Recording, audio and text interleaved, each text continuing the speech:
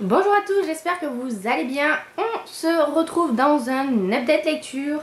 J'ai 3 romans et 2 BD à vous présenter, à vous chroniquer. Et bien, c'est parti. Le premier livre dont je vais vous parler, c'est un livre VO. C'est la suite de Bad Romeo, donc Broken Juliet de Leisa Raven. Si vous vous rappelez, j'avais adoré le premier tome, ça avait été un petit coup de cœur. Il était sorti chez J'ai lu, il a été traduit ce premier tome et on avait fait une lecture commune sur le forum et je m'étais dit qu'il fallait absolument que je lise la suite en VO également et donc c'est chose faite.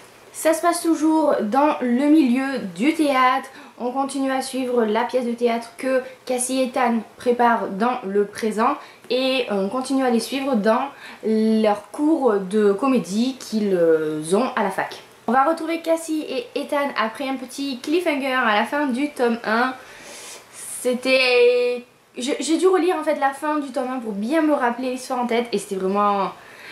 Quand je l'ai relu ces dernières pages, je me suis dit non mais c'est pas possible que j'ai pas attaqué le tome 2 avant. J'étais à fond quand je l'ai commencé et au final j'ai bien aimé mais quand même beaucoup moins que le premier tome. J'apprécie toujours autant Cassie et Ethan mais le problème c'est que je m'attendais un petit peu en fait en démarrant. Dans le premier tome, Cassie et Ethan sont absolument hilarants, ils s'envoient tout le temps des vannes, ils flirtent, voilà. C'est plutôt un ton assez léger. Ici évidemment c'est la deuxième partie de leur histoire, c'est-à-dire la partie où les choses ont basculé, ont pas forcément très bien tourné et forcément bah c'est beaucoup moins drôle. Ça m'a manqué un petit peu ce ton piquant que j'avais adoré dans le premier tome. Ici on est plus dans pourquoi est-ce que Cassie en veut autant à Ethan, qu'est-ce qu'il a bien pu lui faire des années avant, on a en fait enfin l'explication bien sûr.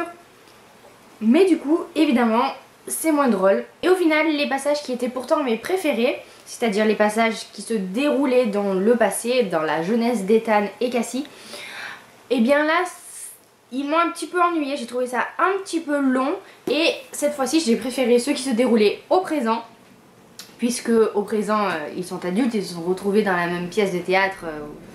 Et c'était plus intéressant d'après moi. Désolée pour le tonnerre. C'est surtout qu'en fait, c'était plus joyeux, voilà, c'était plus romantique, alors que, avec ce qui se passe entre ces deux-là au passé, c'est sûr qu'on leur en veut, on en veut à Ethan et même, et même Cassie, on a envie de lui dire mais remue-toi quoi, tu veux ce mec, eh ben, fais ce qu'il faut pour y arriver. Bref, ce roman ne m'a quand même pas laissé indifférente et j'ai quand même passé un très bon moment de lecture. Je ne sais pas si je lirai le troisième tome qui est sur un personnage et donc un couple différent, on verra bien. Mais en tout cas c'est une duologie que je vous recommande et j'espère que J'ai lu publiera très vite le deuxième tome en français. Ensuite après ça j'avais envie de lire quelque chose d'un peu différent, j'avais envie de lire un young adulte avec du suspense, voilà. Hein. Et j'ai décidé de m'attaquer à Nous les menteurs de E. Lockhart. D'ailleurs elle a sorti un roman il n'y a pas très longtemps il me semble avec un autre auteur mais je ne sais plus si c'est en VF ou en VO. Bref, ici c'est l'histoire de Cadence ou Caddy qui est issue d'une famille assez aisée, plutôt même très aisée puisque en fait sa famille et notamment ses grands-parents possèdent une île privée sur laquelle toute la famille se retrouve chaque été. Elle a l'habitude d'y passer tous ses étés avec ses cousins qui ont à peu près le même âge qu'elle et un ami de son cousin pour lequel elle est tombée amoureuse en fait. Le problème c'est que lors de l'été numéro 15, donc quand elle avait 15 ans, il s'est passé quelque chose qui l'a laissée dans une situation pas très évidente et en fait elle ne se rappelle absolument rien de cet été et de cet accident. Elle n'a plus aucune mémoire, aucun souvenir de pourquoi est-ce qu'on l'a trouvée comme ça sur la plage, etc. Et elle revient l'été 17 pour essayer de percer tout ça et retrouver un petit peu sa famille qui l'avait tenue à l'écart ou en tout cas dont elle s'était tenue à l'écart parce qu'elle a des problèmes de santé suite à cet accident, notamment de perte de mémoire régulière, etc. Donc, autant dire que le cadre était posé et que c'était assez intéressant. Après, le problème, c'est que j'ai trouvé tout le roman très froid et que je n'ai absolument pas réussi à m'attacher à aucun des personnages. Et ça, c'est un peu dérangeant. Certes, je cherchais un livre avec du suspense, j'en ai eu. J'ai trouvé que l'histoire et l'intrigue étaient plutôt bien menées. On voyait pas forcément où l'auteur voulait en venir. Je me suis pas attendue à la fin. J'avais des doutes, mais voilà, j'ai été surprise quand même. Donc pour ça, c'est plutôt cool. Après, vraiment, je n'ai pas aimé Caddy. Je trouve qu'on ne la montre pas assez sous un jour favorable. Ou en tout cas, je sais pas comment expliquer, mais c'est une petite ingrate quoi. Enfin, c'est typiquement l'ado qui a tout dans sa vie et qui n'est jamais satisfaite et qui cherche à faire et qui fait des bêtises, plus ou moins graves d'ailleurs. Et ses cousins, ses amis, c'est pareil, la petite bande là des menteurs. Je trouve qu'ils portent bien leur nom et j'ai pas réussi à m'attacher à eux parce que je trouvais qu'ils n'avaient pas de réel problème et que du coup, bah, tout le pathos qu'on essaye un petit peu de nous faire passer, ça n'a pas fonctionné avec moi parce que je me dis oui, et alors? Et alors? De quoi tu te plains? Arrête de te plaindre. Bref, c'est un détail, mais du coup, j'ai beaucoup aimé ma lecture dans le sens où je lisais ça très rapidement, les chapitres sont très courts, très entraînants, il y a beaucoup de dialogues qui vont assez vite, donc c'est intéressant. L'enquête de Caddy avance petit à petit et on arrive à recouper des indices après, ça c'est pas mal. Mais un roman trop froid, voilà. Je l'ai refermé, j'étais là, ok d'accord, c'est ça la solution, très bien. Voilà, sans plus quoi. Donc je vous le recommande si vous avez envie de lire une histoire un petit peu à l'intrigue tarabiscotée quoi, si vous aimez être surpris. Moi je ne regrette quand même pas mon achat, je ne regrette pas de l'avoir lu, mais je pense pas que c'est un livre que je vais forcément garder parce que je ne pense pas que c'est un livre que je vais forcément relire. On continue avec les young adultes contemporains et avec les VO puisque j'ai lu Meant to Be de Lorraine Morrill. C'est un roman que j'avais vu sur la chaîne de Fairy Neverland et à la couverture je trouve absolument sublime, il m'a attiré quoi. Un résumé plutôt sympa et voilà, que j'avais acheté il y a quelques temps et que j'avais toujours pas eu l'occasion de lire. Et là je me suis dit bon ben voilà, c'est la fin des vacances, je vais pas avoir beaucoup de temps ensuite pour lire en VO donc tant pis. Après Broken Juliet j'enchaîne sur un autre VO parce que sinon voilà, il faut que j'écoute mon stock et ça ira. C'est l'histoire donc de deux adolescents, enfin du moins de l'héroïne qui s'appelle Julia, qui part en voyage scolaire pendant les vacances de Pâques je crois ou quelque chose comme ça, pendant une dizaine de jours en Angleterre, à Londres, avec donc sa classe de lycée. Hein. Et le problème c'est que quelques heures par jour, il y a ce qu'ils appellent les heures culturelles où ils doivent se déplacer en binôme et aller visiter des trucs pour ensuite faire des rédactions dessus. Et le problème c'est que Julia, qui est une fille très carrée, qui a un plan de vie bien tracé, qui est l'élève parfaite, la première de la classe et qui est à fond dans les visites culturelles et tout ce que vous voulez, va être appareillée avec Jason qui est le pitre de service quoi, le mec qui se prend jamais au sérieux et qui prend jamais rien au sérieux, que toutes les filles adorent et que tous les mecs veulent qu'ils soient leurs amis quoi, qu'ils soient leurs amis. Mais ben voilà, Julia, elle se le voit plus comme un boulet. Et dès la première soirée, il l'entraîne dans une sorte de fête un petit peu décontracte quoi. Et elle va se laisser emporter par tout ça. Et au final, ça va conduire à des aventures plutôt marrantes. J'ai bien aimé. Après, c'était pas non plus exceptionnel. J'ai bien aimé le fait qu'il y avait un élément conducteur au fur et à mesure de l'histoire et du voyage. Puisque Julia va recevoir des textos de la part de quelqu'un qu'elle a rencontré à cette fameuse soirée mais dont elle ne se souvient pas, ou en tout cas elle ne sait pas de qui il s'agit. Et Jason il va se proposer de l'aider à percer ce mystère. Et donc c'est pas mal intéressant ça, c'est plutôt amusant de les voir se lancer à travers Londres, donc dans dans des recherches qui, on le sait, vont pas forcément aboutir. Après, j'ai bien aimé aussi ce côté visite de Londres. J'ai appris pas mal de trucs, donc ça c'était plutôt chouette. Et puis ça nous donne vraiment envie d'aller à Londres. Ça a toujours été une ville que j'aimerais visiter, donc là encore plus. Mais voilà, c'était mignon, c'est très mignon en fait comme histoire, mais c'était pas non plus exceptionnel.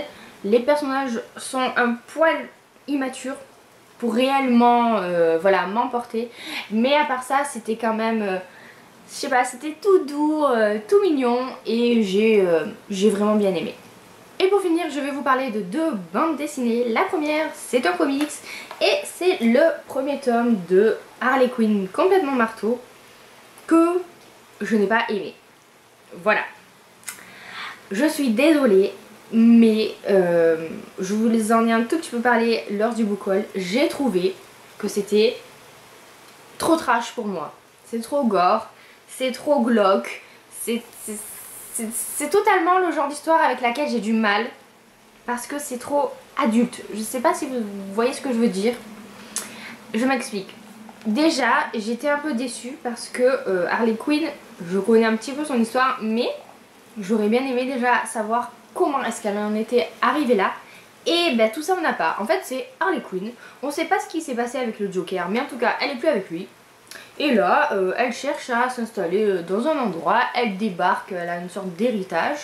Et on lui file un immeuble à gérer, c'est son héritage, et voilà. Et elle a des chasseurs de primes qui veulent sa tête. Et c'est tout. Voilà, c'est l'histoire qui est comme ça, qui est au début et qui est quand même... Voilà, j'ai plutôt bien résumé en fait même tout l'album. Et ça m'a pas forcément intéressé. En fait, moi ce que je recherchais dans le personnage d'Harley Quinn, c'est toute la psychologie qu'il y a derrière. Justement, c'est une femme qui est psychiatre. Déjà, à la base, elle est devenue complètement folle. Moi je pense, personnellement, je pense qu'Harley Quinn est une sociopathe. Comme le Joker, hein. Et on n'a pas tout cet aspect-là, on n'a pas le fait que le Joker l'ait révélé en tant que sociopathe. Non, c'est juste elle qui débarque, qui fait ses petites affaires, qui défonce tout le monde, et voilà. Et le problème, c'est que je m'attendais à ce que ce soit au moins, alors dans ce cas-là, drôle, parce que les personnages déjantés, moi j'adore ça, mais ça l'est même pas. Ou du moins, ça ne m'a pas fait rire. Et voilà, je pense que j'étais trop obsédée par les images sanglantes pour rigoler, je ne sais pas. Mais j'ai pas trouvé ce que je cherchais et du coup je pense que je ne vais pas lire la suite. Tout simplement parce que ça n'a pas correspondu à ce que j'espérais. Et enfin une BD qui elle a correspondu totalement à mes attentes. Je vous en ai parlé aussi dans le book haul. Il s'agit de la série Echo, le monde miroir de Harley Swan et Barbucci. Alors, il y a 5 tomes, je ne vais pas tous vous les montrer, hein. Je vous montre le premier ici. J'ai lu les 5 tomes, hein, ça y est, je les ai absolument dévorés. Je sais pas, j'ai dû les lire les 5 en 3 jours, quoi, le temps d'aller me les acheter au final, au fur et à mesure. Et j'ai juste adoré, c'est un monde super bien fait. J'adore les dessins, j'adore les personnages, l'histoire est plutôt pas mal. Et voilà, je carton plein quoi pour cette bande dessinée, pour cette série qui est un petit coup de cœur. L'histoire c'est celle de Fourmi qui est une étudiante qui était dans un avion et on sait pas pourquoi cet avion, il a en quelque sorte pris la foudre quoi.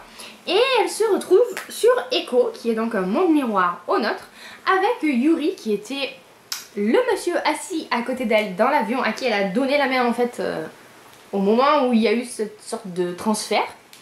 Et sur Echo, les choses ressemblent beaucoup à notre monde sauf qu'elles sont différentes. C'est-à-dire qu'il y a des villes qui s'appellent New York, Paris, Hollywood, Barcelone, tout ce que vous voulez. Sauf que il n'y a pas d'électricité, qu'il y a des dragons, qu'il y a de la magie en quelque sorte. Hein. Et bien Fourmi elle doit trouver sa place là-dedans, d'autant plus que en fait Fourmi était destinée à arriver dans ce monde par les sortes de petites bêtes là qui les contrôlent, mais pas Yuri.